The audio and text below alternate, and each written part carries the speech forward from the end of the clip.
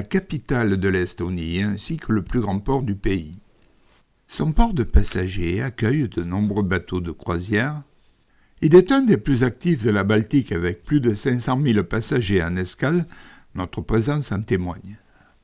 La ville est située en bordure de la mer Baltique sur la côte du golfe de Finlande au nord-est de l'Estonie. On y recense environ 445 000 habitants, ce qui en fait la plus grande ville du pays. La ville abrite de nombreux vestiges de l'époque médiévale, ainsi que des bâtiments à la façade pastel de style baroque, renaissance et classique.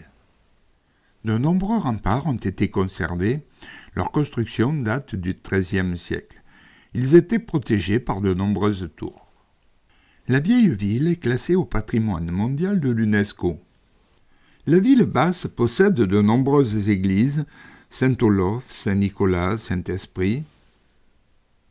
Au cœur de leur histoire, les habitants de Tallinn ne purent résister aux envahisseurs.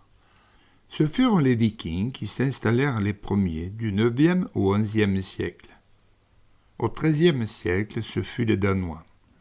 Vinrent ensuite les Suédois, les Allemands et enfin les Russes qui y ont laissé leur empreinte. Tallinn bénéficie d'un climat assez doux.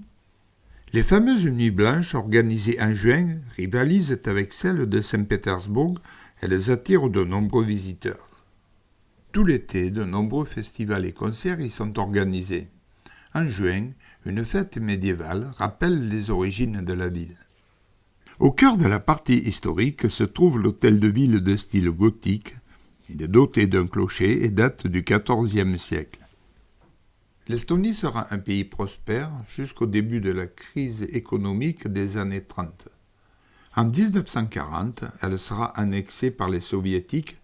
Elle devient à la fin de la guerre l'une des républiques fédérées de l'Union soviétique. À la fin des années 80, les pressions des Estoniens pour affirmer leur indépendance à l'égard de Moscou se font de plus en plus fortes. À la faveur de la dislocation de l'URSS, le pays se déclare république indépendante le 20 août 1991.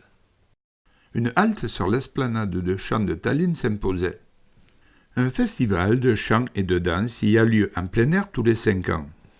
Ce dernier est un gigantesque concert, il rassemble entre 25 et 30 000 participants. Environ 18 000 d'entre eux montent sur scène pour chanter dans le cadre des Chœurs Unis. Plus de 200 000 spectateurs se rassemblent pour assister à ces concerts. Une statue de bronze représentant le compositeur estonien Gustav Ernesek est implantée sur les hauteurs. Ce dernier est considéré comme le père du chant.